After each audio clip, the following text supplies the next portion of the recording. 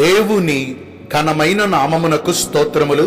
ఈ వాగ్దానమును వింటున్న మీకందరికీ మన ప్రభువును ప్రియ రక్షకుడైన యేసుక్రీస్తు నామములో శుభములు, మా హృదయపూర్వకమైన వందనములు. ఈరోజు మీ కొరకైన దేవుని వాగ్దానము సామెతలు గ్రంథము 15వ అధ్యాయము 3వ వచనము. యెహోవా కన్నులు ప్రతి స్థలము మీద ఉండును. మంచి దేవుడైన యేసయ్య ఈ మంచి వాగ్దానమును నేడు మనందరి జీవితములలో నెరవేర్చునుగాక. ఆమేన్. ఈ వాగ్దానాన్ని మనము పరిశీలిస్తే, మన దేవుడైన యెహోవా చూచుచున్న న్యాయాధిపతి. ఆయన కన్నులు ప్రతి స్థలము మీద ఉంటాయి. ఆయన కన్నులు ప్రతి వానిని లక్ష్య పెడుతూ ఉంటాయి. మనుషులు పైరూపాన్ని లక్ష్య పెడతారు గాని మన దేవుడైతే మన హృదయమును, అంతరంద్రియములను ఆయన పరిశీలించుచున్న నీతి కలిగిన దేవుడు. అసలు దేవుని కనుదృష్టి మన పైన ఉంటే మనకు జరిగే ప్రయోజనాలు ఒకటి చెప్పమంటారా, 2 చెప్పమంటారా? ఒకటిగా ఆలోచిస్తే, మన ప్రతి పరిస్థితులు ఆయన చక్కబరుస్తారు. ఆయన ఒక్కసారి మన దీనస్థితిని చూచారనుకోండి, పాడైపోయిన మన పరిస్థితులన్నీ ఆయన తిరిగి మనలా బాగు చేస్తారు. ఇలాగేనండి, ఒక రోజున నాయీను గ్రామానికి యేసు ప్రభు వెళ్ళారు. అక్కడ ఒక విధవరాలు తన కుమారుడు చనిపోవుట చూచి ఎంతగా బాధపడిందో, ఎంతగా కన్నీరు పెట్టిందో. వచ్చిన వారందరేమో ఆమెను ఓదార్చాలని, ఆమె దుఃఖాన్ని తీర్చాలని చూస్తున్నారు. కానీ చనిపోయిన తన కుమారుడు బ్రతికితేనే కదా ఆమెకున్న దుఃఖం తొలగిపోతుంది. ఇలా వచ్చిన వారందరూ ఆ మాట ఈ మాట చెప్పి ఏదో కొంచెం బలపరచాలని చూస్తున్నారు. కానీ ఆమె కన్నీరును ఎవరు ఆపు చేయలేకపోయారు. యేసుక్రీస్తు ప్రభు ఆ గ్రామము గుండా వెళుతూ ఆమె కన్నీరును చూచారు. ఆమెతో మాట్లాడుచూ చనిపోయిన తన కుమారుడు ఉన్నటువంటి పాడెను ముట్టగా చనిపోయిన తన కుమారుడు దిగ్గున లేచి కూర్చున్నాడు. ఎంత ఆశ్చర్యకరం అండి! వచ్చిన వారందరూ ఆమె కన్నీళ్లు చూచారు, ఆమె దుఃఖాన్ని చూచారు. ఏదో తమకు తోచిన ఒక్కొక్క మాట సాయం చేశారు. కానీ ఎవ్వరూ తమ దుఃఖాన్ని ఆపలేకపోయారు. కానీ యేసు ప్రభువు వారు ఆమె దుఃఖాన్ని చూచుట మాత్రమే కాదు, ఆమె దుఃఖాన్ని కూడా ఆపు చేయగలిగారు. అసాధ్యమైన కార్యాన్ని అద్భుతమైన రీతిగా అక్కడ జరిగించి చనిపోయిన తన కుమారుణ్ణి తిరిగి మరలా బ్రతికించారు. అదేనండి, మనుషుల దృష్టికి దేవుడి దృష్టికి తేడా ఏంటంటే, మనుషులు కేవలం పైరూపాన్ని చూస్తారు, తమకు తోచినట్లుగా 4 మాటలు ఆదరించజోస్తారు. కానీ మనుషుల మాటలు వట్టివి అని, నిరర్ధకమైనవని యోబు భక్తుడు ఏనాడో సెలవిచ్చాడు కదా. కానీ దేవుడు చూచుట వల్ల అసాధ్యమైన కార్యాలు కూడా మన జీవితాల్లో సాధ్యపరచబడతాయి. ఎడారిలో తన బిడ్డను వింటి వేతాంత దూరము విసిరివేసి ఆ బిడ్డ కన్నీరును చూచి హాగరు ఏడుస్తుంది. హాగరు కన్నీటిని చూచి ఇష్మాయేలు ఏడుస్తున్నాడు. వీరిద్దరి ఏడుపును అబ్రహాము చూడలేదు, ఎవ్వరూ చూడలేదు. కానీ చూచుచున్న న్యాయాధిపతి అయిన దేవుడు హాగరు కన్నీటిని చూచాడు. ఆమె అన్యురాలైనప్పటికీ ఆమె యొద్దకు దేవుని దూతను పంపి ఆమె కన్నీటిని తుడిచివేసి ఆమెను బహుగా ఆశీర్వదించారు.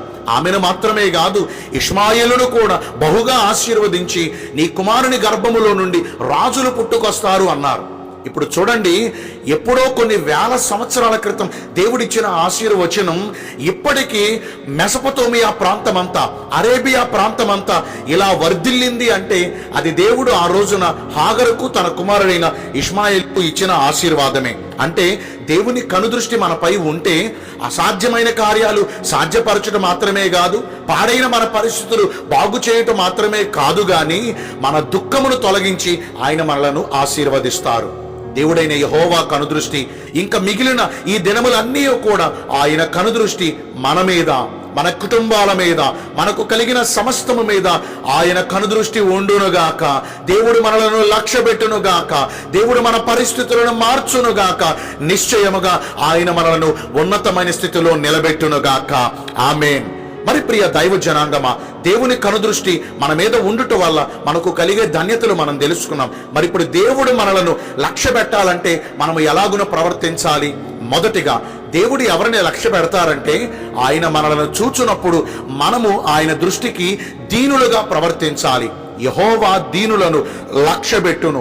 ఆయన మహోన్నతుడే, ఆయన గొప్ప దేవుడే. ఆయనను ఈ భూమిపైన మనము ఆయన దృష్టికి దీనులుగా ప్రవర్తించటం వల్ల ఆయన మనలను లక్ష్య పెడతారు. ఆయన కనుదృష్టి మన మీద ఉంటుంది.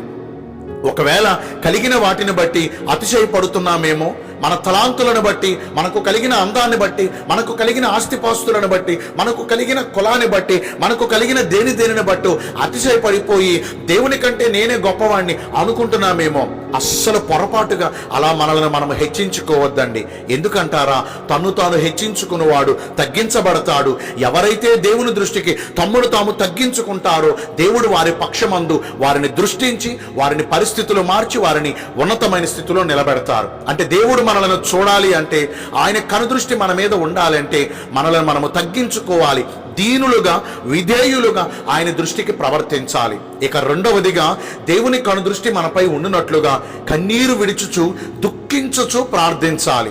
ఇశ్రాయేలీయులు వేదనతో కూడి నిట్టూర్పులు విడుస్తూ తమ దేవుడైన యెహోవాకు ప్రార్థన చేయగా, వారి మూలుగును ఆలకించిన దేవుడు, వారి కన్నీటిని చూచిన దేవుడు వారి యొద్దకు దిగి వచ్చాడు. వారికి వాగ్దానం ఇచ్చి వాగ్దాన భూమికి నడిపించారు. ఈ రోజున దేవుని ఎదుటకు వచ్చిన మనము కన్నీరు విడుచుచు ప్రార్థన చేయగలుగుచున్నామా? మన కన్నీటిని చూచిన దేవుడు మనకు ప్రతిఫలమనిస్తారు. ఆయన కనుదృష్టి మన మీద ఉంటుంది. మరి ఇంతవరకు ఈ వాగ్దానాన్ని ఆలకించిన ప్రియ దైవ జనాంగమా, దేవుడి దృష్టికి దీనులుగా ప్రవర్తిద్దాం. దేవుని ఎదుట కన్నీరు విడుచుచు ప్రార్థన చేద్దాం. దేవుని కన్నులు మనందరి మీద ఉండునుగాక.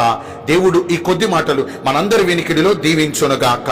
ఆమేన్. నేను మీ అందరి కొరకు వచ్చిన ప్రార్థన చేస్తానండి. పరిశుద్ధుడ, ప్రేమ కలిగిన యేసురాజా, నీ కృపగల ఘనమైన నామమును బట్టి నిండు మనసుతో కోట్ల కొలదిగా మీకు మా కృతజ్ఞత స్తుతులు స్తోత్రములు వందనాలు చెల్లిస్తున్నాం.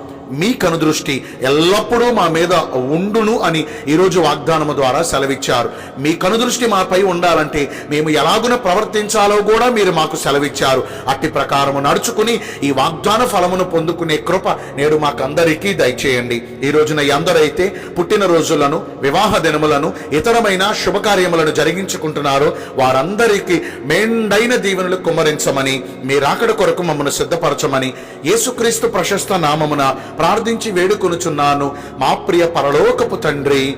ఆమేన్. May God bless you all. Thank you.